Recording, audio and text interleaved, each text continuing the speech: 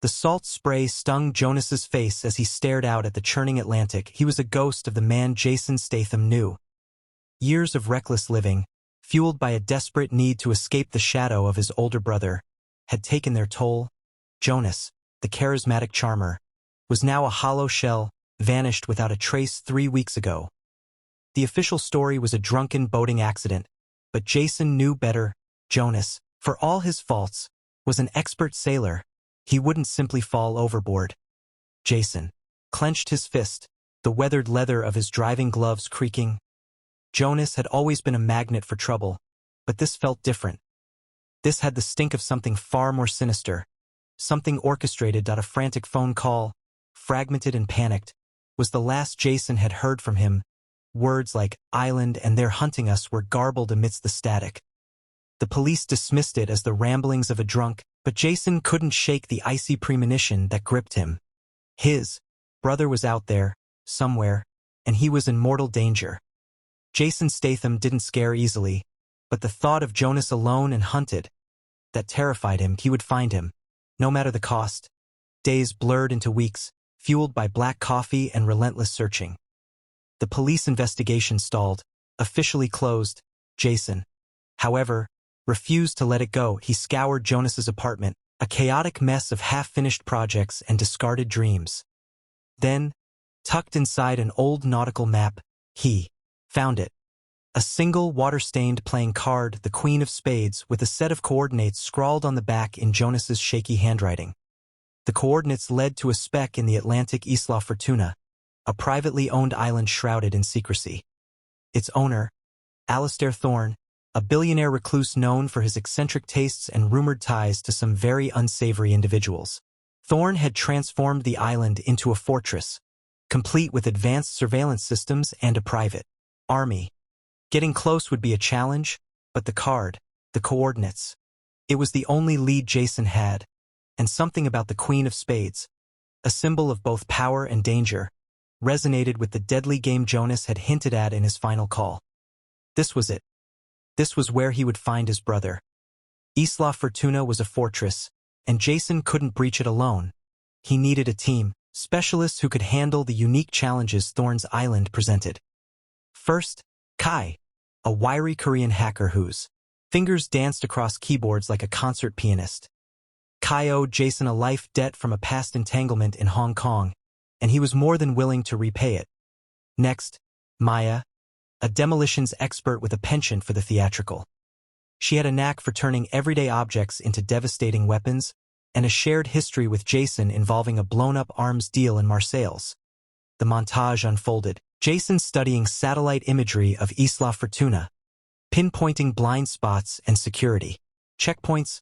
Kai, hunched over his laptop, cracking Thorne's network firewalls. Maya, meticulously assembling explosives from fertilizer and spare parts in a secluded workshop, a sequence of close-ups.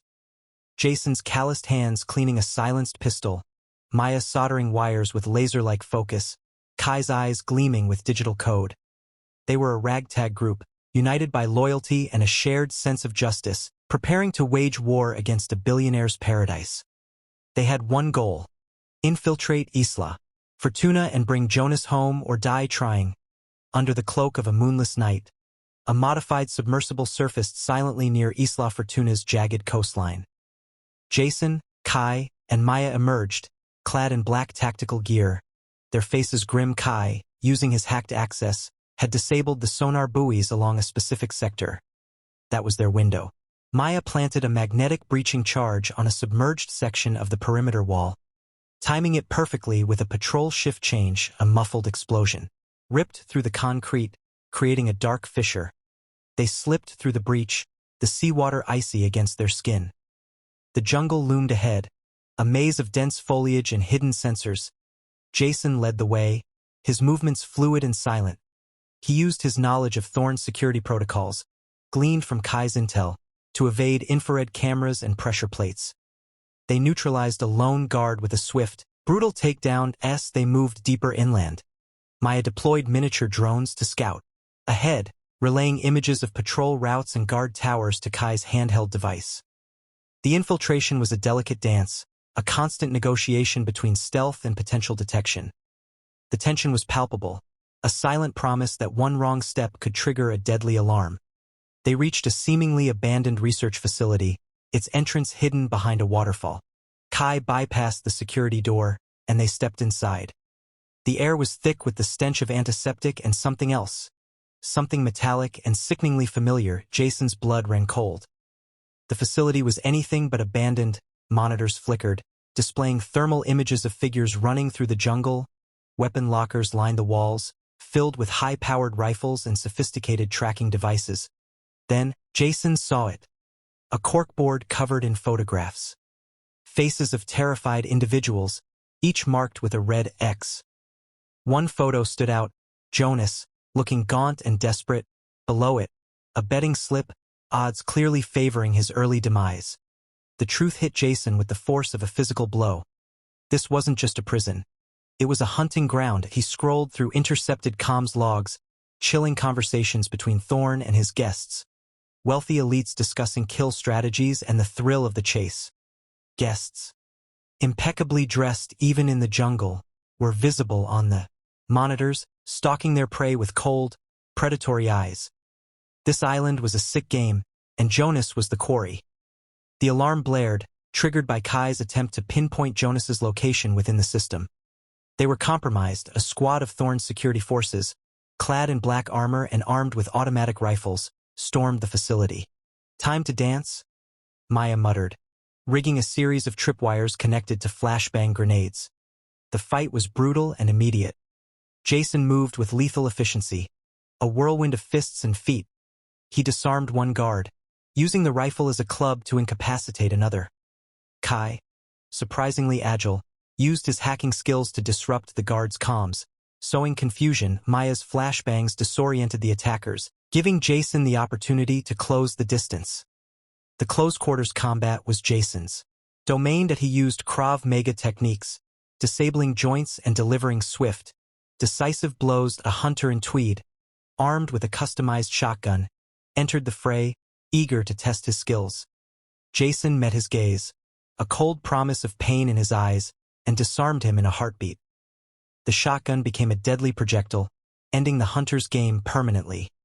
The floor was littered with bodies, a testament to Jason's ruthless skill. This was only the beginning. Now fugitives, Jason and his team retreated into the island's labyrinthine terrain.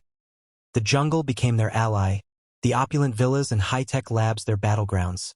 They were outgunned and outnumbered, but they had the element of surprise and a network of pre-planned traps. Maya rigged pressure-sensitive explosives under priceless Persian rugs in a villa, turning a symbol of wealth into a deadly hazard. Kai repurposed the island's surveillance system, feeding Thorne's security false intel and creating phantom sightings. Jason led the hunt, using his knowledge of Thorne's security weaknesses to anticipate patrol routes and set ambushes. They lured pursuers into narrow corridors, detonating strategically placed explosives to collapse ceilings and create roadblocks. They moved like ghosts, disappearing into the shadows, only to reappear moments later, striking with lethal precision. The hunters, accustomed to preying on unarmed victims, were now the hunted.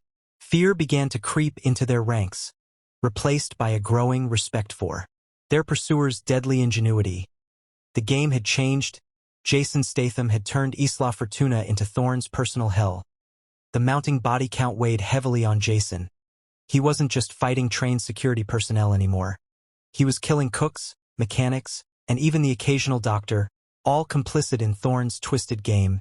Yet still human, he found himself hesitating before pulling the trigger, a flicker of doubt crossing his usually resolute face. Was he becoming the very monster he was fighting?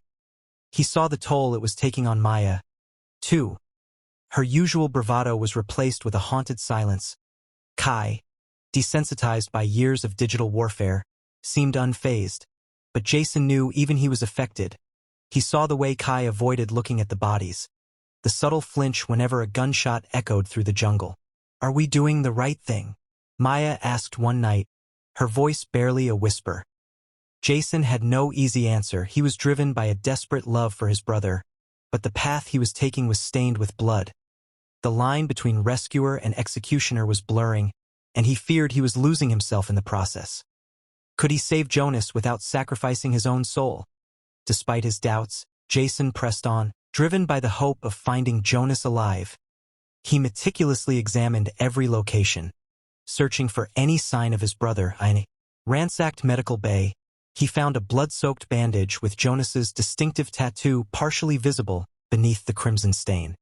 He was alive, at least recently, and he was wounded. Further investigation revealed a hidden passage leading to a network of underground tunnels. Kai, accessing the island's architectural schematics, discovered that these tunnels connected various facilities, including Thorne's private villa and a mysterious research lab located on the far side of the island. The tunnels were also heavily guarded. They were getting closer, but the path was becoming increasingly dangerous.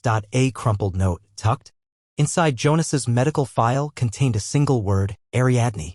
Jason didn't recognize the name, but it felt significant, a desperate plea for help, a clue left behind for him to find. The trail was leading him deeper into the heart of Thorne's operation, closer to the mastermind behind the hunt, and closer to the truth about what had happened to Jonas. Following the tunnel network, Jason, Kai, and Maya reached Thorne's opulent villa, a grotesque display of wealth and power. They breached the security, finding Thorne in his study, surrounded by monitors, displaying the hunt in real time. He was calmly sipping a glass of scotch, seemingly unfazed by their arrival.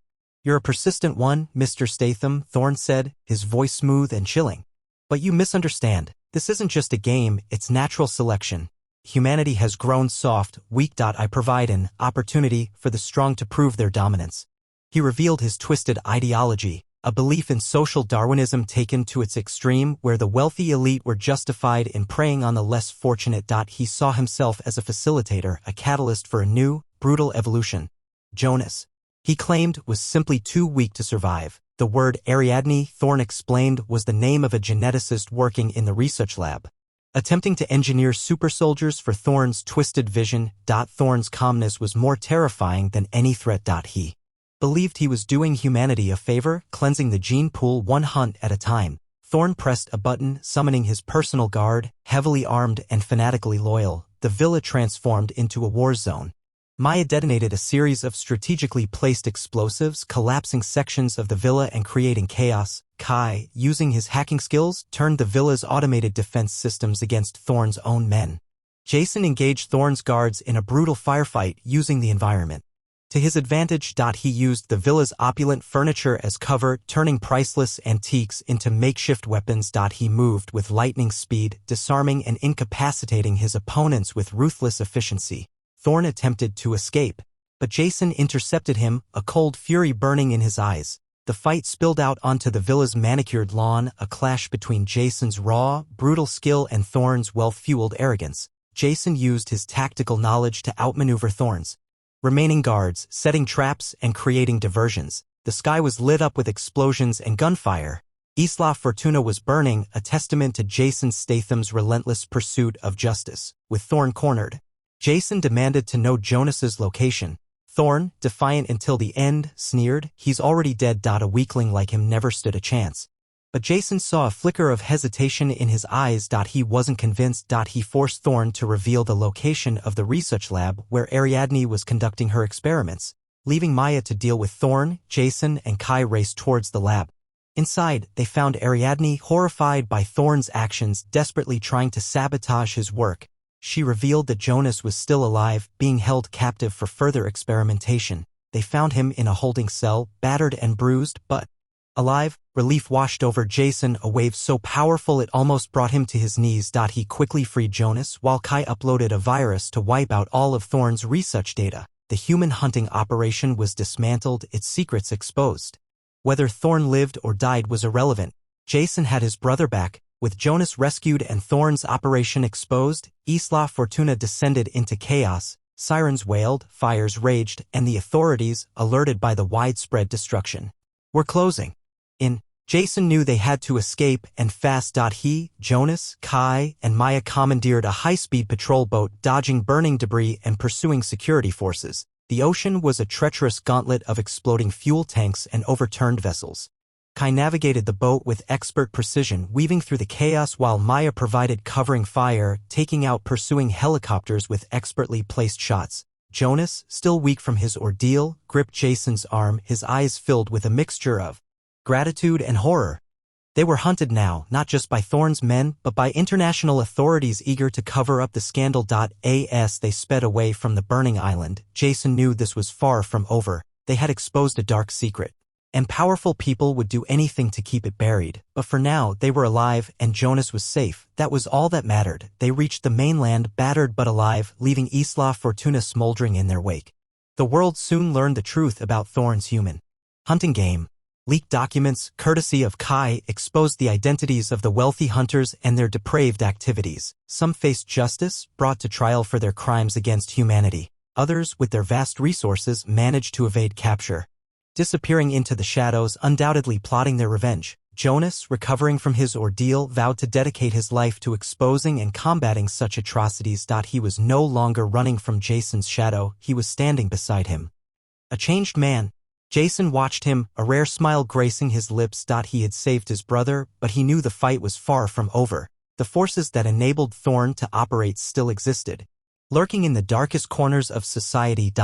As he looked out at the horizon, Jason knew that one day he would be ready to face them again. The hunters may have escaped this time, but Jason Statham would be waiting.